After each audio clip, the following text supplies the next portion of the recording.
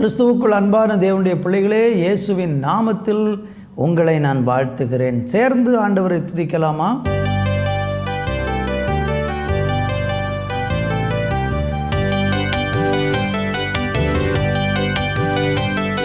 என் நேசர் அழகுள்ளவர், வெண்மையும் சிவப்பும் அவர். நேசர் அழகுள்ளவர், வெண்மையும் சிவப்பும் அவர்.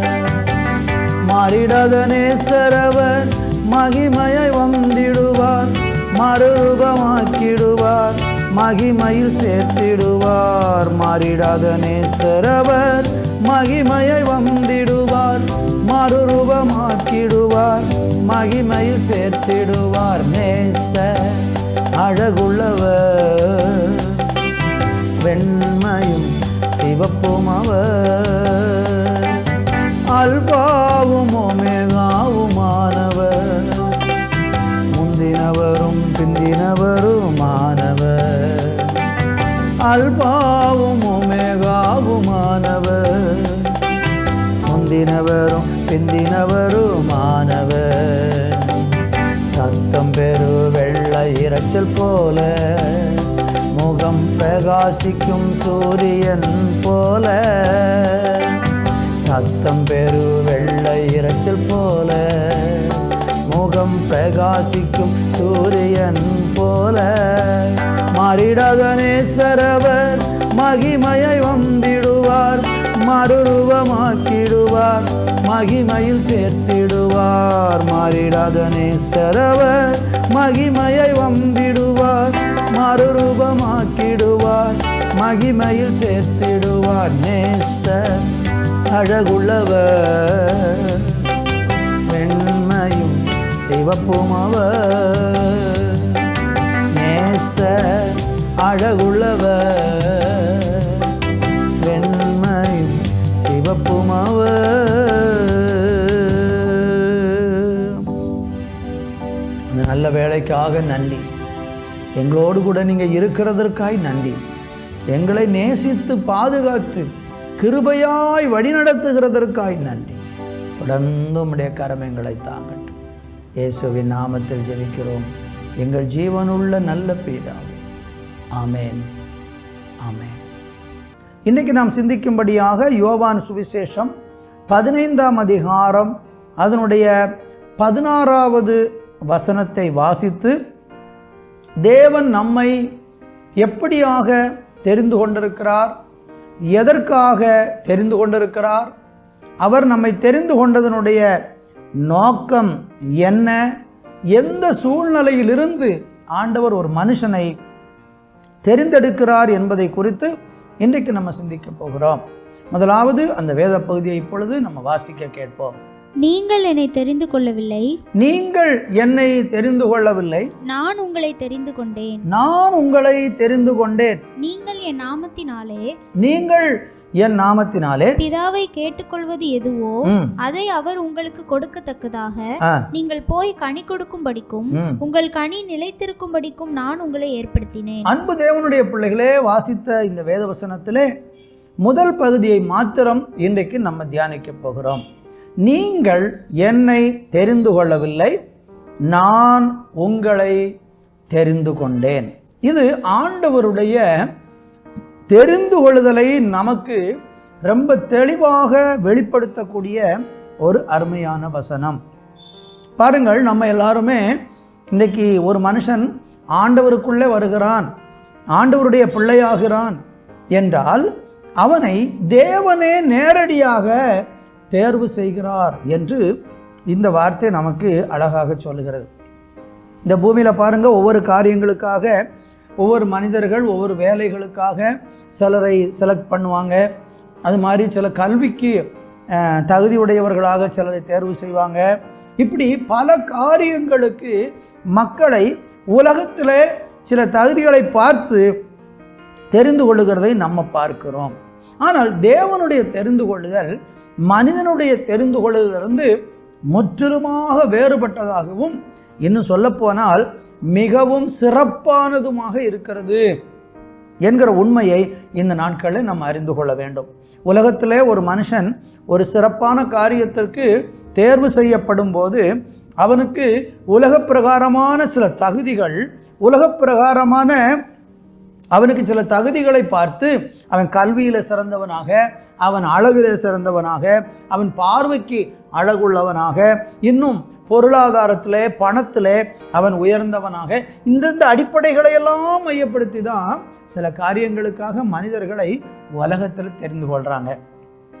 ஆனால் ஆண்டவராகிய தேவனோ இதை எதையுமே கருத்தில் கொள்ளாமல் ஒரு மனுஷனுடைய பொருளாதாரத்தை பார்த்தோ, ஒரு மனிதனுடைய அழகை பார்த்தோ, ஒரு மனிதனுடைய சிறப்பான தகுதிகளை பார்த்தோ, அல்லது அவனுக்குள்ளே இருக்கக்கூடிய திறமைகளை பார்த்தோ, இதை எந்த ஒரு காரியத்தையும் தேவன் அடிப்படையாக வைத்து கொண்டு ஒரு மனிதனை தேர்ந்தெடுப்பதில்லை. கடவுளோடு கூட இருப்பதற்கு, கடவுளுடைய பிள்ளையாக மாறுவதற்கு, கடவுளிடத்திலிருந்து நன்மைகளை பெறுவதற்கு, இந்த பூமியிலே கடவுளாலே கர்த்தராலே ஆசீர்வாதமான மனமகிழ்ச்சியான ஒரு வாழ்க்கை வாழ்வதற்கு, பரிசுத்தமான ஒரு வாழ்க்கை வாழ்வதற்கு ஆண்டவராகிய தேவன் நம்மளை தெரிந்தெடுப்பது உலக பிரகாரமான எந்த ஒரு தகுதியின் அடிப்படையில் தெரிந்து கொள்ளாமல் நம்மை அவர் ஒரு விசேஷித்த ஒரு காரியத்தின் அடிப்படையில் அவர் நம்மளை தெரிந்து கொள்கிறார். அதை நம்ம வாசித்தோம். நீங்கள் என்னை தெரிந்து கொள்ளவில்லை, நான் உங்களை தெரிந்து கொண்டேன் என்று இங்கே ஆண்டவர் சொல்லுகிறதை நம்ம அழகாக பார்க்க முடியும். இந்த வார்த்தையை கவனிக்கிற என் அன்பு சகோதர சகோதரிகளே, தேவனுடைய பிள்ளைகளே, உங்களை தேவன் இந்த நாட்களிலே தெரிந்தெடுத்திருக்கிறத குறித்து நீங்கள் எப்படி யோசிக்கிறீங்க?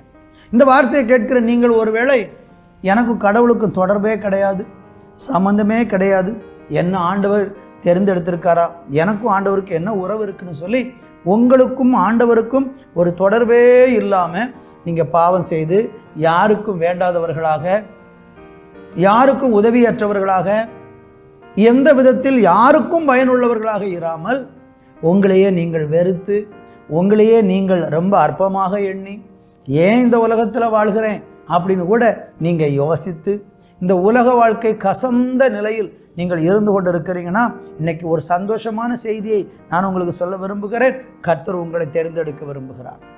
என்னை கவனிக்கிற அருமையானவர்களே, எபேசியர்கள் நிருபத்திலே நம்ம வாசிக்கும் போது 1ஆம் அதிகாரத்திலே அழகான ஒரு வார்த்தை சொல்லப்படுகிறது.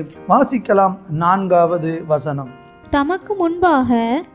தமக்கு முன்பாக நாம் அன்பில் பரிசுத்தம் உள்ளவர்களும் குற்றம் இல்லாதவர்களுமாய் இருப்பதற்கு அவர் உலக தோற்றத்திற்கு முன்னே கிறிஸ்துவுக்குள் நம்மை தெரிந்து கொண்டார். அன்பு தேவனுடைய பிள்ளைகளை, ஒரு மனுஷனை தேவன் தெரிந்தெடுப்பது எப்படி? ஒரு மனுஷனை தேவன் தெரிந்தெடுப்பது எதற்காக?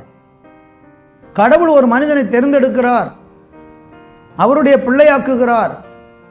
இந்த உலகத்தில் இருக்கிறதுல ஒரு சிறந்த பாக்கியமான ஒரு பதவியிலே மனுஷனை வைக்க விரும்புகிறார் என்றால் அதற்கு கடவுள் ஒரு நோக்கம் வச்சிருக்கிறார். என்ன நோக்கத்துக்காக தேவன் நம்மளை தெரிந்து கொள்கிறார் பாருங்க. தமக்கு முன்பாக நாம் அன்பில் பரிசுத்தம் உள்ளவர்களும் குற்றமில்லாதவர்களுமாய் இருக்கும்படி தேவன் நம்மளை உலக தோற்றத்துக்கு முன்னதாகவே தேர்ந்தெடுக்கிறார். எவ்வளோ அருமையான ஒரு நோக்கத்துக்காக கடவுள் நம்மளை தேர்வு செய்கிறார் பாருங்க. நீங்கள் இன்றைக்கு அவருடைய அழைப்புக்கு கீழ்ப்படிந்து அவரை ஏற்றுக்கொள்ள இன்னைக்கு முன் வந்திருக்கிறீங்களா? ஒருவேளை எனக்கு யாருமே இல்லை, நான் தன்னந்தனியாய் விடப்பட்டிருக்கிறேன், கைவிடப்பட்ட நிலையில் இருக்கிறேன், எனக்கு இந்த உலகத்தில் யாருண்டு ஏங்கி கொண்டிருக்கிறீங்களா? நீங்கள் உலகம் உண்டாகிறதுக்கு முன்பதாகவே தெய்வம் உங்களை முன்குறித்து வச்சிருக்கார். நீங்கள் இன்னைக்கு வந்துட்டீங்கன்னா அவருடைய பிள்ளையாயிருவீங்க. அவருடைய பிள்ளையாகி விட்டீங்கன்னா அவருடைய எல்லா ஆசீர்வாதத்திற்கும் நீங்கள் சுதந்திரவாளிகளாக மாறிவிடுவீர்கள். எல்லா ஆசீர்வாதமும் உங்களுக்கு அவர் தந்து உங்களை கனப்படுத்தி உங்களை சந்தோஷப்படுத்தி உங்களை ஆசீர்வதிக்க போகிறார். ஜெபம் செய்யலாமா? நீங்கள் இருக்கிற இடத்துல தலைகளை தாழ்த்தி, ஆண்டவரே என்கிட்ட குறை உண்டு, நான் ஒரு குற்றமுள்ளவன் தான், இன்னைக்கு நான் வர விரும்புகிறேன், உங்களை தேடி வர விரும்புகிறேன், உங்களுடைய பிள்ளையாக விரும்புகிறேன். எல்லாரும் என்னை புறக்கணிச்சுட்டாங்க, ஆண்டவரே நான் இன்றைக்கு உங்ககிட்ட வரேன், என்னை ஏற்றுக்கொள்ளுங்க அப்பான்னு சொல்லி உண்மையான ஒரு மனம் திரும்புதலோடு கூட செஞ்ச தவறுக்காக வருந்தி, ஆண்டவரே என்னை ஏற்றுக்கொள்ளும், என்னை மன்னியும் என்று இன்றைக்கு நீங்கள் கேட்டு அவருக்கு முன்பாக வந்தார் உங்களை ஏற்றுக்கொண்டு உங்களை ஆசீர்வதிக்க அவர் போதுமானவராக இருக்கிறார். ஜெபிக்கலாம். நல்ல பிதாவே, இந்த நல்ல வேலைக்காய் நன்றி. இந்த வார்த்தையை கேட்ட ஒவ்வொரு பிள்ளைகளுக்காக நான் ஜெபிக்கிறேன். கைவிடப்பட்ட சூழ்நிலை, தள்ளப்பட்ட சூழ்நிலை, யாருமே உதவுவதற்கு இல்லாத சூழ்நிலை, உம்மை ஏற்றுக்கொள்ளுகிற மனதுடையவர்களாய் வந்திருக்கிற ஒவ்வொருவரையும் இன்றைக்கு என் கர்த்தராகிய தேவன் சந்தித்து ஆசீர்வதிக்கும்படியாக ஜெபிக்கிறேன்.